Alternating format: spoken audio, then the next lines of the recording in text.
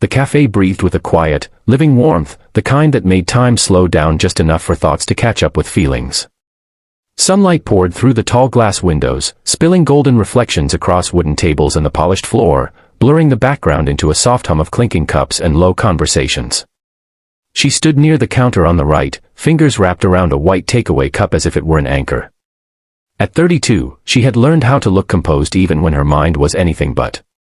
Her blonde hair, carefully side-parted, framed a face that carried elegance and exhaustion in equal measure. The white button-down shirt and light gray pencil skirt were not just clothes, they were armor, evidence of a woman who had survived corporate meetings, silent disappointments, and the heavy loneliness that followed success without companionship. She looked to her left, not at anyone in particular, but at a space where memory and possibility overlapped. That was when she noticed him. The security guard moved through the cafe with an unhurried confidence, broad shoulders stretching the navy polo, footsteps steady as he walked toward the entrance. He was seen only from behind, yet something about his presence cut through the noise of the room. Maybe it was the way people unconsciously made space for him, or the quiet authority in his posture. She didn't know his name, didn't know his story, but her gaze lingered, as if her heart recognized a familiar silence in him. What she didn't know was that he had already noticed her the moment she walked in.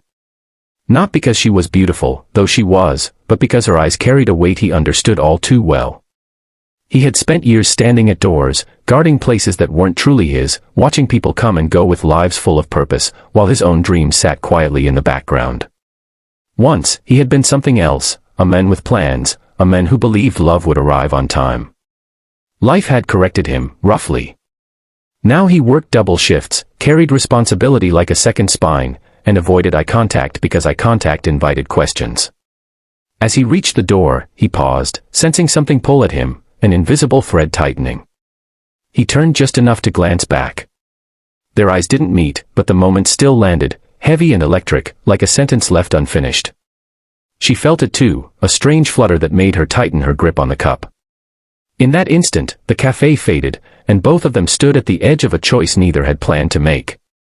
She thought about how her life looked perfect from the outside yet felt hollow when the lights went off. He thought about how safety was his job, but loneliness was his constant companion. Fate has a quiet way of placing people in the same frame before it brings them into the same story.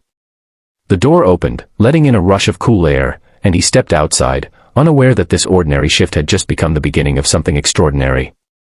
She took a slow breath, finally lifting the cup to her lips, not knowing why her heart was suddenly racing.